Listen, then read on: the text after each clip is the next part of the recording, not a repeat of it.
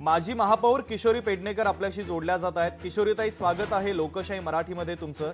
तुम्ही ज्या मागणीला धरून लढा उभा केलेला होता ती मागणी पूर्ण होते।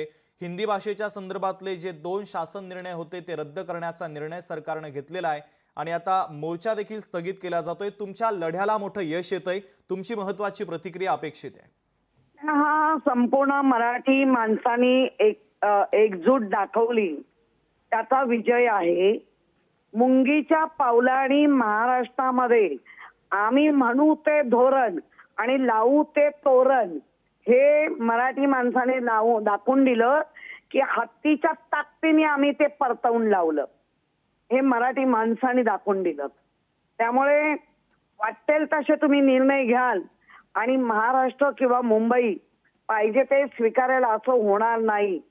तुमच्या माध्यमातून आजही सांगतो की आम्ही कधी हिंदीला आम्ही विरोध केलेला नाही। पहिली ते चौथी पर्यंत हिंदी नको या विषयाला आमचा विरोध होता।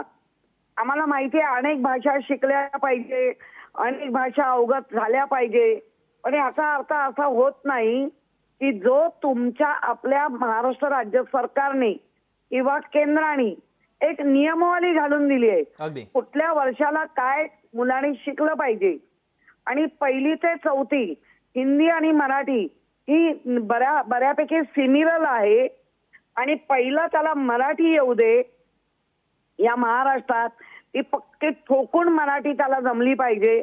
मग 5वी पासून तर हिंदी आहेच की आणि हिंदी आपण शिकतोच आहोत।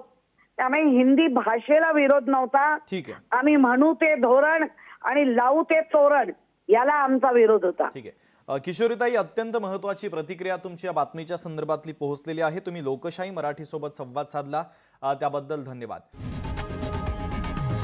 लोकशाही मराठी ऐका, पहा, जागरूक रहा।